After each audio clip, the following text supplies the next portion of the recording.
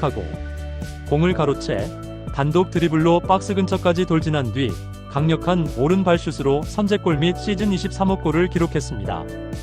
이어서 전반 추가 시간에는 손흥민이 페널티 박스 안에서 스텝오버로 수비진을 재치있게 흔들며 침착한 마무리로 추가골을 터뜨렸고, 후반 15분에는 좁은 공간에서도 정확한 오른발 슛으로 멀티골을 달성했는데요. 결과적으로 LAFC는 두 슈퍼스타의 합작으로 세인트루이스를 3대0으로 완파하며 승점 53점을 기록해 선두 샌디에이고 FC와 4점 차이를 보였고, 아직 두 경기를 덜 치른 상태에서 최종 경쟁에 불을 붙였습니다. 미국 현지 매체들의 반응은 폭발적이었습니다. 스포츠 일러스트레이티드는 손흥민을 MLS 데뷔 8경기 만에 리그 최고의 공격수 중 한 명이자 환상적인 듀오의 일원이 됐다고 극찬했고, 스포팅 트리뷴은 손흥민은 LAFC가 오랫동안 찾던 마지막 퍼즐 조각이었다. 그의 존재가 팀 전체의 공격력을 극대화시켰다고 분석했는데요.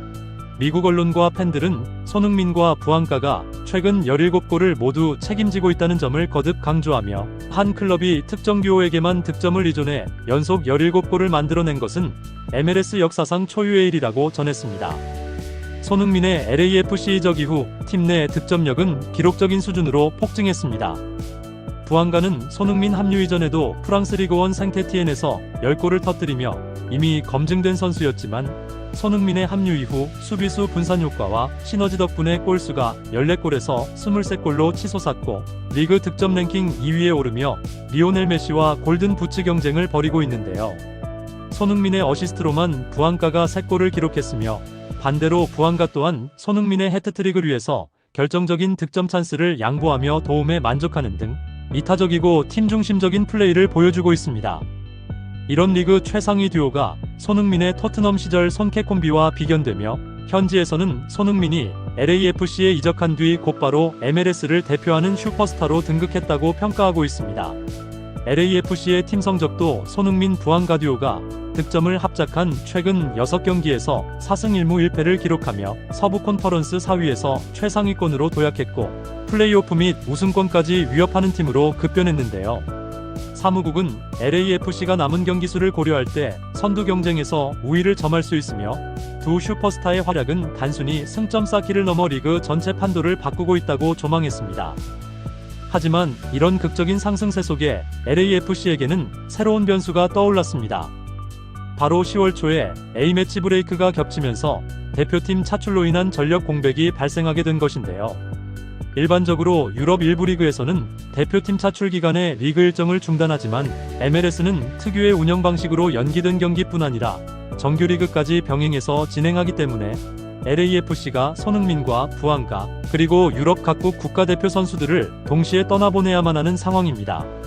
실제로 손흥민은 10월 6일 애틀랜타전 이후 브라질전과 파라과이전을 치르기 위해 귀국하고, 부안가도 가봉 대표팀의 북중미 월드컵 아프리카 예선을 치르기 위해 팀을 떠나게 됩니다. 이 기간에 LAFC는 9일 토론토와의 홈 경기, 13일 오스틴과의 원정 경기 등 전력의 핵심이 빠진 채 1.5군 혹은 2군으로 경기를 치러야 하는 위기 상황에 직면하게 되는데요.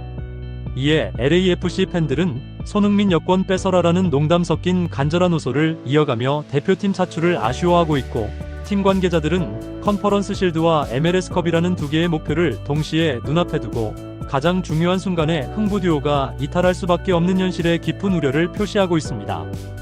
감독 스티브 체룬톨로 역시 손흥민과 부안가 둘만 골을 넣는 것이 아니냐는 기자 질문에 공감하며 전력의 한계와 딜레마를 솔직하게 드러냈습니다. 손흥민 입장에서는 MLS에서 절정의 흐름을 타고 있는 상황에서 대표팀 의무 또한 성실하게 수행해야 하는 이중 압박을 감당해야 하는 상황인데요. MLS 전체 판도를 보자면 손흥민의 등장 이후 서부 컨퍼런스가 크게 요동치고 있습니다. 1위 샌디에이고는 32경기 57점, 2위 밴쿠버 화이트캡스는 31경기 57점입니다. 그리고 LAFC는 30경기 53점인데요.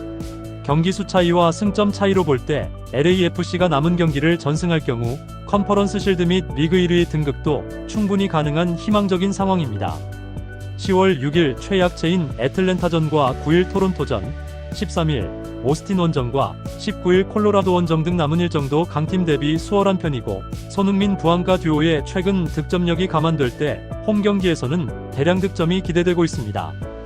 특히 현지 매체와 미국 팬들은 손흥민의 추가 득점에 대한 기대감과 부안가의 메시와의 골든 부츠 경쟁에 집중하고 있는데요. 만약 LAFC가 남은 4경기를 모두 승리한다면 LAFC는 서부 컨퍼런스 실드를 차지할 수 있는 가능성뿐 아니라 전체 MLS 판도의 대이변의 주인공이 될 수 있습니다. 현지에서 서부는 손흥민, 동부는 메시라는 구도가 상징적으로 반복되는 가운데 이미 MLS 사무국에서는 손흥민과 메시가 충돌하게 될 MLS컵 결승전을 미리 기대하며 흥분을 감추지 않고 있습니다. 이 기대감은 손흥민이 MLS에서 단순한 외국인 특별 영입 그 이상 리그 전체의 흥행과 수익을 비약적으로 끌어올리는 중심축이라는 점에서 세계적인 대서사로 확대되고 있는데요. 하지만 그만큼 LAFC의 리그 파이널 진출과 컨퍼런스 실드와 MLS컵을 모두 거머쥐는 더블 우승이라는 희망 앞에서 대표팀 차출이라는 변수가 불안감을 조성하고 있습니다.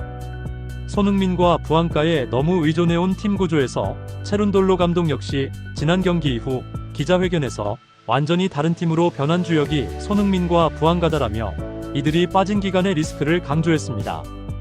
그리고 이번 시즌이 종료되면 체룬돌로 감독이 팀을 떠난다는 점까지 알려지면서 현재 선수들은 우승을 선물하려는 강한 동기부여로 뭉쳐 있는데요. 손흥민은 6일 애틀랜타전을 마치고 한국으로 돌아가 대표팀의 2차례 평가전을 소화합니다. 이후 곧장 LA로 복귀해 시즌 마지막 콜로라도 원정 경기와 24일부터 이어지는 플레이오프